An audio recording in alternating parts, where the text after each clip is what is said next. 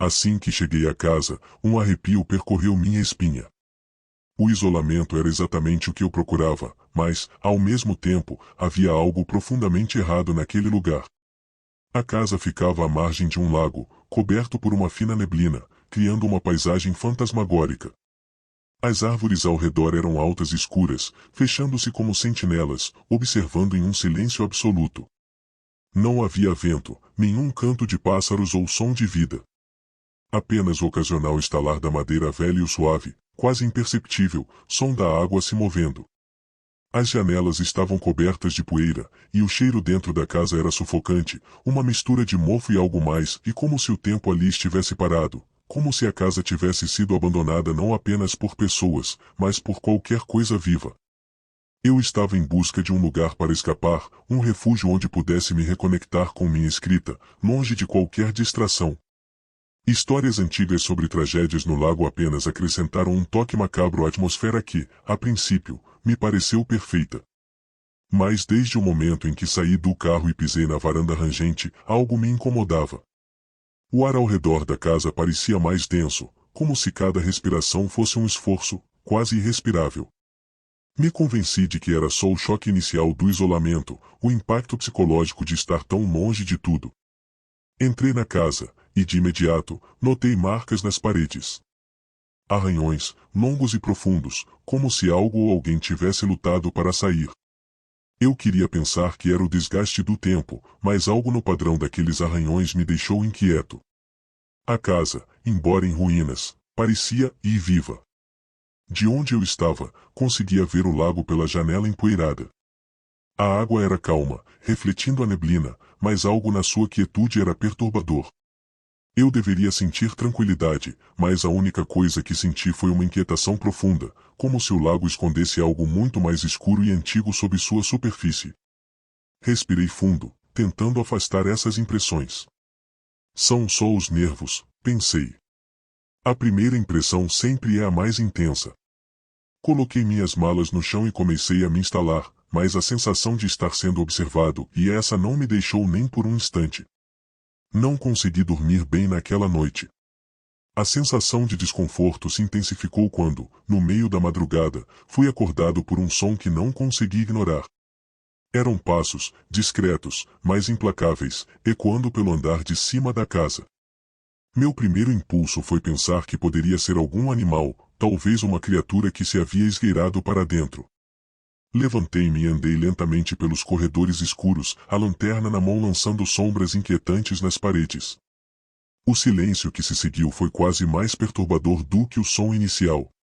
Andei pelo andar de cima, iluminando cada canto, mas encontrei o vazio. Apenas o antigo papel de parede, rasgado e desgastado, parecia me observar de volta. As marcas de arranhões nas paredes, que inicialmente pareceram pequenas e quase imperceptíveis, agora pareciam mais evidentes, como se estivessem se ampliado, como se algo estivesse tentando sair, ou talvez se esconder. Retornei para a cama, tentando afastar a sensação de pânico crescente. Mas, assim que me deitei, os passos recomeçaram. Desta vez, havia algo mais. Um murmúrio baixo, quase como sussurros, que pareciam vir de além das paredes finas do quarto. O som parecia circular ao redor de mim, como se a própria casa estivesse tentando se comunicar, ou pior, zombar da minha presença. Fechei os olhos, tentando ignorar os sussurros que se intensificavam, mas a sensação de estar sendo observado não me deixou em paz. Quando o dia finalmente chegou, com uma luz fraca filtrando-se através das janelas empoeiradas, decidi que precisava investigar. A primeira coisa que notei foi a porta dos fundos, que dava para o lago. Ela estava entreaberta, e eu tinha certeza absoluta de que a havia trancado antes de dormir. A porta estava encostada, com a corrente de vento da noite fazendo-a balançar suavemente. Saí para verificar o que estava acontecendo. O lago estava envolto em uma névoa espessa, mais densa do que a normal. A névoa parecia quase palpável, como se estivesse tentando me impedir de ir mais longe. No solo perto da margem, encontrei marcas estranhas. Eram como trilhas, marcas profundas na terra, como se algo ou alguém tivesse sido arrastado até a água. As marcas eram frescas, mas não havia sinal de vida por perto. Olhei para a estrada que levava de volta à cidade. A névoa havia se intensificado, quase como um aviso, uma barreira invisível tentando me manter dentro daquele pesadelo. Algo estava errado, e eu podia sentir que a casa, o lago e a estrada eram apenas partes de um enigma muito maior. O medo começou a se transformar em uma sensação opressiva de desespero. O que exatamente estava me observando, e o que mais estava à espreita naquela casa e ao redor do lago? Conforme os dias vão passando, a atmosfera da casa começa a se tornar cada vez mais opressiva. O lago, que inicialmente parecia um mero cenário pitoresco, agora carrega um peso inquietante.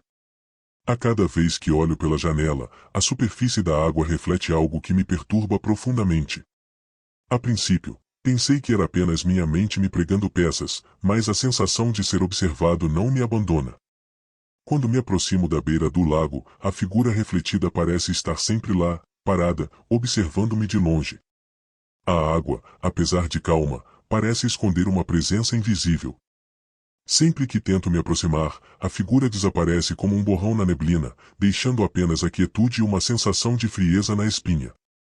Tento me convencer de que é apenas a minha imaginação, mas a sensação de estar sendo observado, de estar sob vigilância constante, é inescapável. Cada vez que me afasto, sinto que algo, ou alguém, está lá, à espreita, esperando. Em uma tentativa de entender o que está acontecendo, decido explorar o porão da casa, um local que evitei até agora devido ao seu aspecto sombrio e úmido. Enquanto vasculho caixas antigas, encontro uma pequena caixa de metal enferrujada.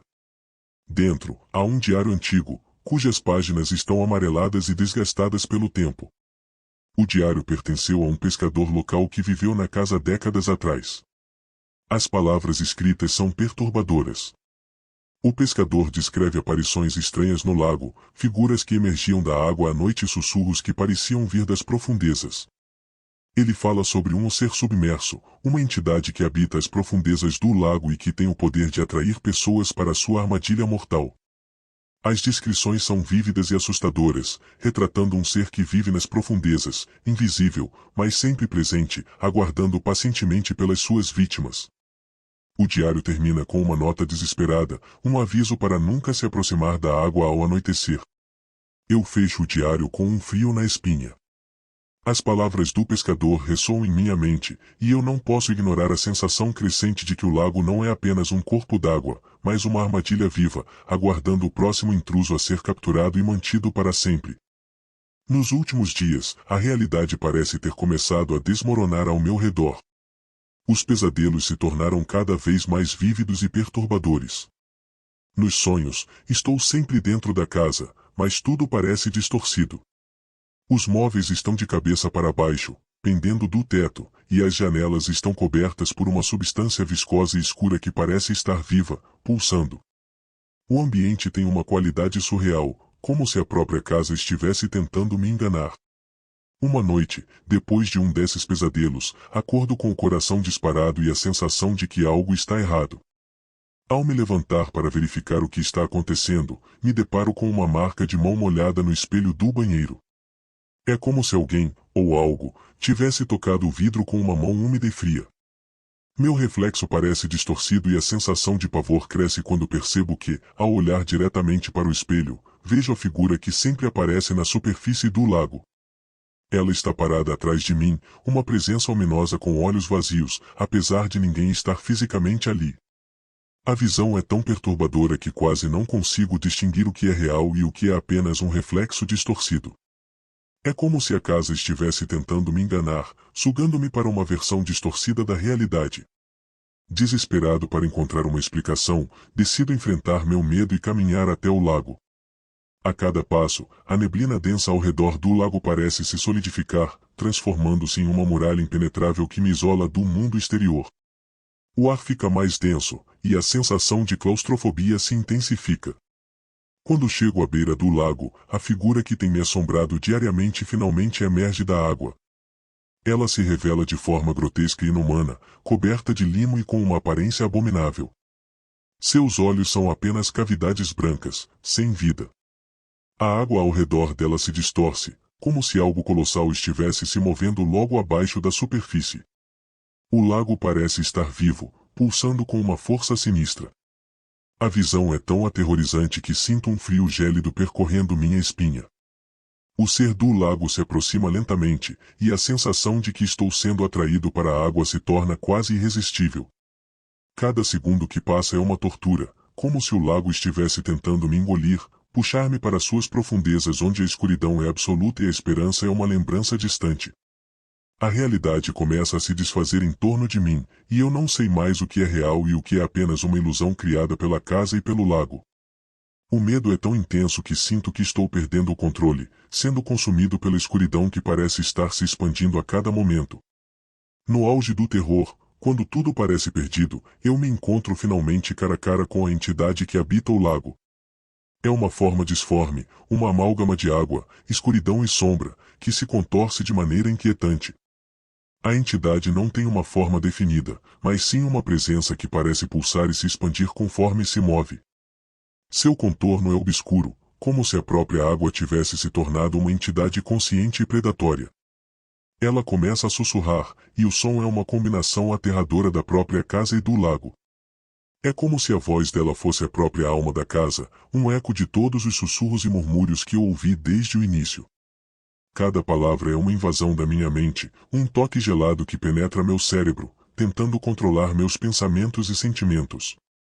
A verdade cruel se revela a mim em um instante de clareza agonizante, e todos que viveram aqui foram devorados pelo lago, suas almas se perderam nas profundezas, e agora eu sou o próximo. Desesperado, eu tento fugir. Corro de volta para casa, na esperança de que algum instinto primitivo possa me salvar. Mas a realidade ao meu redor começa a distorcer-se de forma grotesca.